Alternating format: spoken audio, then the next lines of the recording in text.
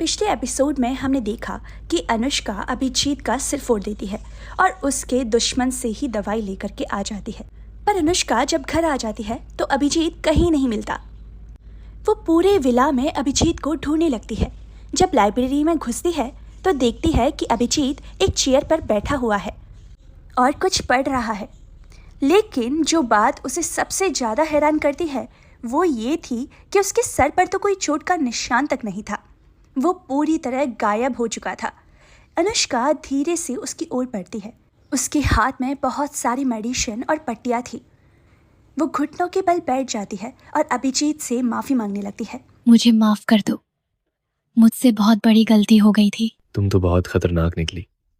अगर तुम्हारे बस में होता तो मुझे काट काट कर कीमा बना देती। ऐसा मत बोलो, वैसे भी मुझे कीमा बनाना नहीं आता। तुम्हारी जैसी लड़की तो मैंने आज तक नहीं देखी। दर्द देती भी हो और फिर खुद ही मरहम भी बन जाती हो। दोनों के बीच माहौल कुछ पल को हल्का पड़ जाता है।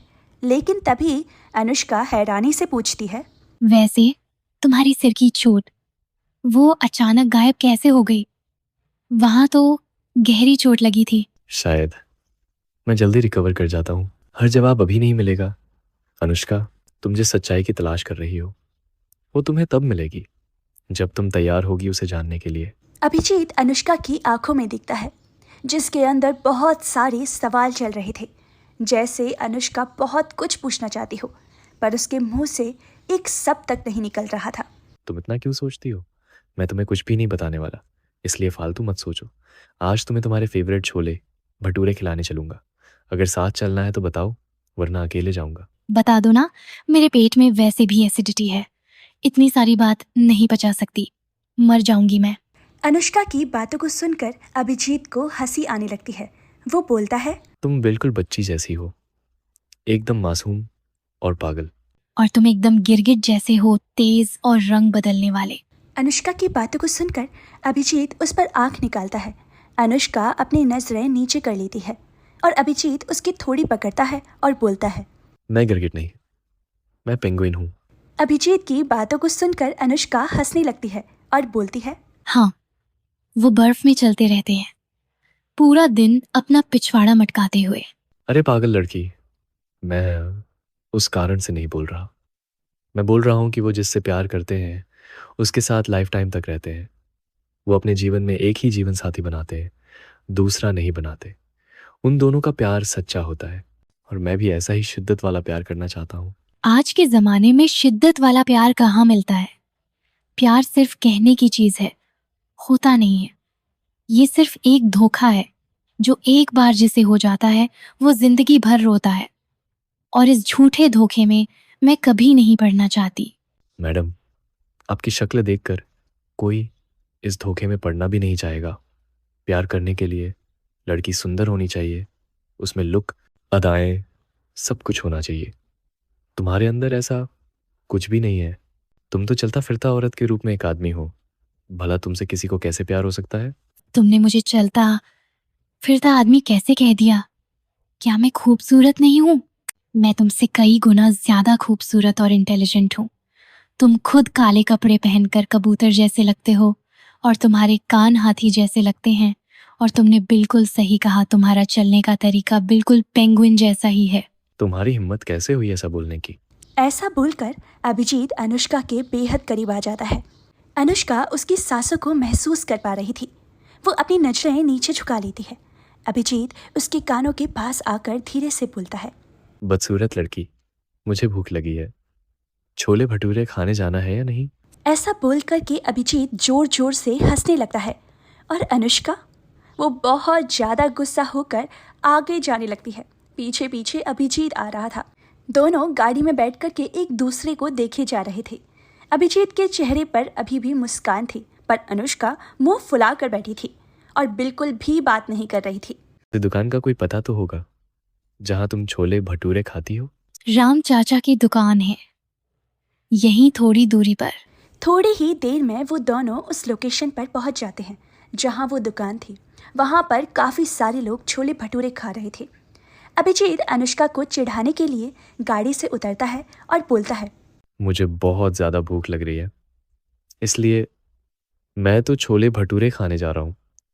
तुम्हें आना है तो आ जाना, वरना मैं चला। अभिजीत की बात सुनकर अनुष्का गाड़ी में ही बैठ जाती है और गुस्से में नहीं आती। अभिजीत और मजे लेने की फिराक में था। वो अनुष्का के सामने ही छोले भटूरे का ऑर्डर करता है और छोले भटूरे को फोड़ फोड़ कर बड़े मजे से खा रहा होता है। अभिजीत को खाते हुए देख अनुष्का के मुंह में भी पानी आ रहा था। वो जैसे ही गाड़ी से उतरती है, उसकी नज़र सामने भटूरे बनाते हुए आदमी पर पड़ती है। उसे देख कर के अनुष्का के कदम वहीं थम जाते हैं और उसे वॉमिटिंग जैसा फील होने लगता है। दरअसल वो आदमी अपनी नाक पोंछते हुए भटूरे बना रहा था। एक बार भी हाथ नहीं धो रहा था।